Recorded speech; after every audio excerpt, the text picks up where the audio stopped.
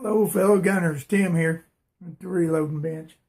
To follow up on the 357 with the 410 powder, with the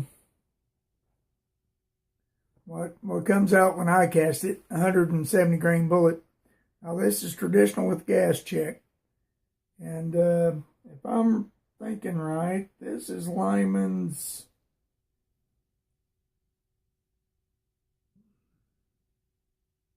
No, it's not. It's Javelina. Alox and beeswax. Javelina. That's what it is.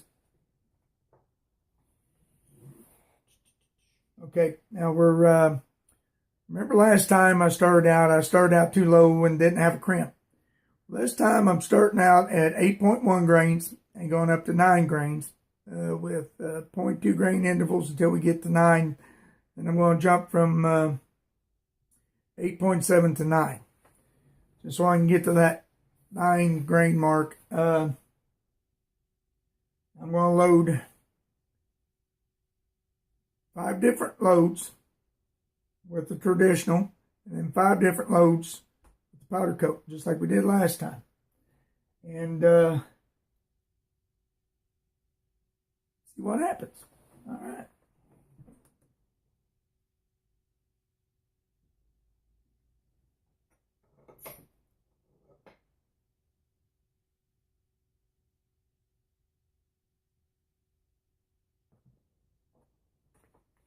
Now this powder, like I mentioned in my first video with this 410 powder, I thought it was going to be a flake powder. But it ended up being kind of a shortcut extruded powder.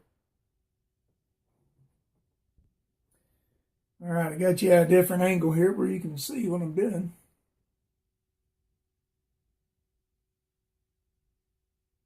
Now this is an RCBS die.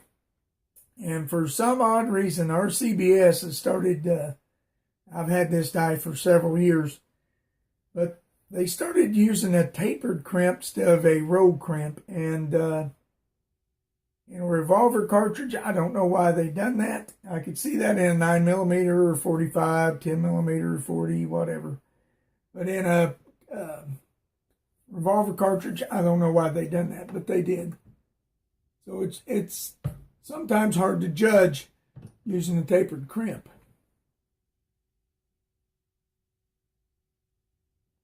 And right there's what she looks like with a tapered crimp. Now it's got a good crimp on it this time, guys. Hopefully that'll make it more consistent. Oh yeah, and I want to cover the primers. Now I've been using S&B primers, but I am down to my less than 100.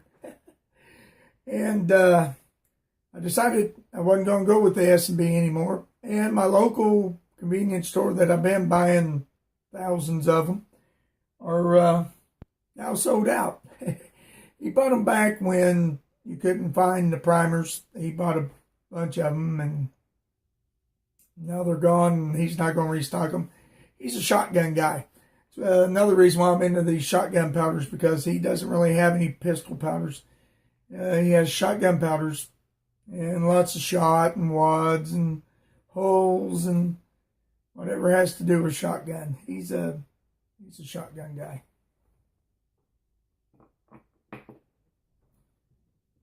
Now, as I was saying about this powder, it's not a flake powder. It's a shortcut extruded.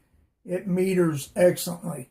Through this Uniflow or RCBS, it flows great.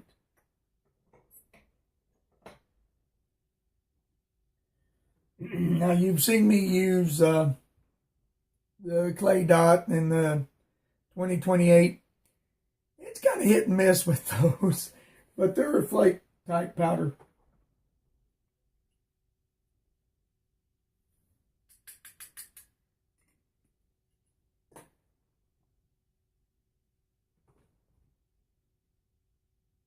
If you guys remember, I told you this is a real long bullet. It has a short nose and a long bearing surface. And if I'm thinking right, my pistol has a 1 in 16 twist. So it's actually geared for a longer bullet.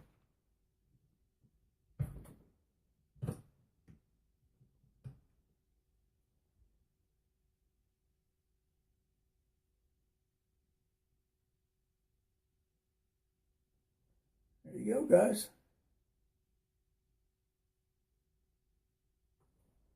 All right. So I'll load 5 of them, and then 5 powder coated.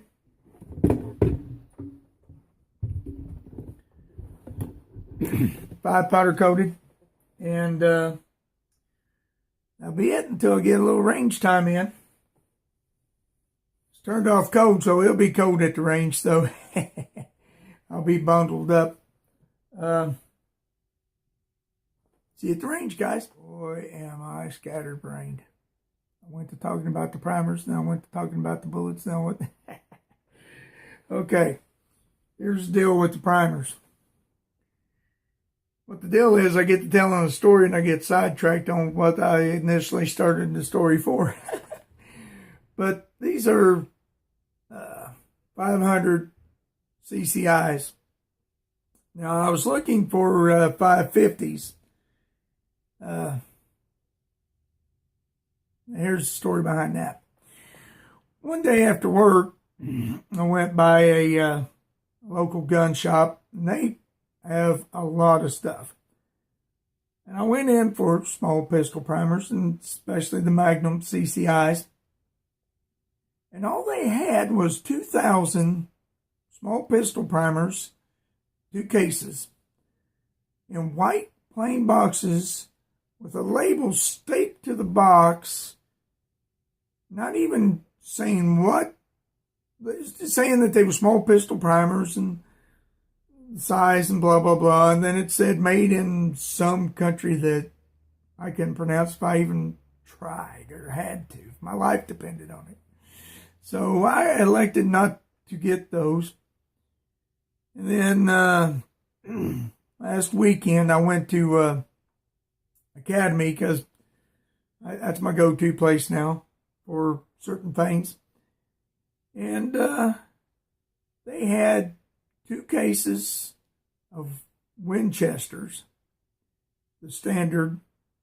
Then they had 100 pack of the CCI 500. So I grabbed it because they're still kind of pricey on their primers too. So that's why I'm using the 500 CCI primers. But there you go. All right. See you at the range. All right, guys.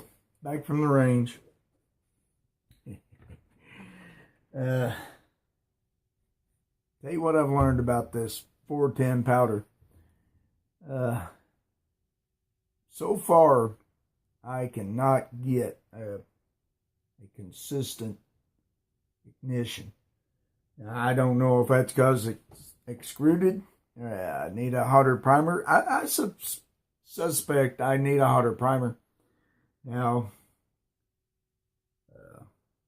I tried the CCIs, put a heavy crimp on it. It's tapered, but it's heavy. But I'm still having inconsistent ignition. You can hear it. It's that bad that you can hear the difference in your shots. I'll just get right into the target. Now you know I'm shooting traditional and powder coat. I'm going to try and get the whole target in so you can see. Now here's the funniest thing I thought about the whole deal. The traditional bullets are shooting low and the powder coat is shooting high. Now it's all a big blur now that they're captured because they've shot into each other. But I did notice the more powder I got in the casing, the it seemed like it got better on the ignition. But and you can see it's not as scattered as it was over here. It's getting tighter. But I guess next time I load this bullet using this powder, I'll start at 9 grains. Well, since we've used 9, we'll probably start up higher than that. But I'm going to try my best to see if I can find some Magnum small pistol primers. See if we can't get from there. But I had one shot that went pooey. Bullet went out, but it pooey, and I was like, what was that? Yeah. See if I can get the glare off of it. There it is. So I'm starting to see some splits in my casings now. Well, that's to be expected. These are older.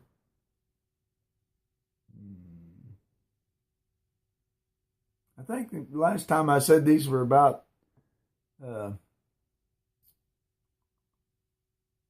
25-year-old casings.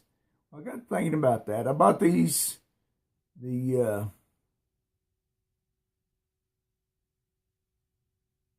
year I got married, I'm pretty sure. Yeah. That's coming up on, I was 28. So it's been about 28 years I've had these. I have no idea. I don't keep track of how many times I load them. I probably should, but I figure once I see signs like that, it's time to watch them. But yeah. I didn't see any pressure signs. I've got a picture of the casing, so I'll clip that onto the back of this. Hopefully you can see something in it. But there's no pressure signs, not yet. Not like a 357 would have. And with that said, I found 6 rounds that I'd set to the side for some reason. And I thought it was just because I ran out of ammo box spaces.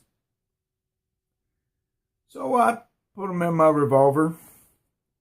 I set the first shot off and can't hardly keep a hold of my revolver. Ooh. People, I tell you, I lucked out. I want to show you the primer.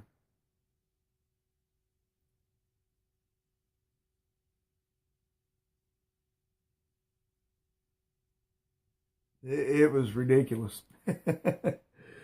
So I don't know what I've done, but the other 5's going to get pulled. Yeah, I lucked out on that one. And with that said, I will catch you in the next video, guys.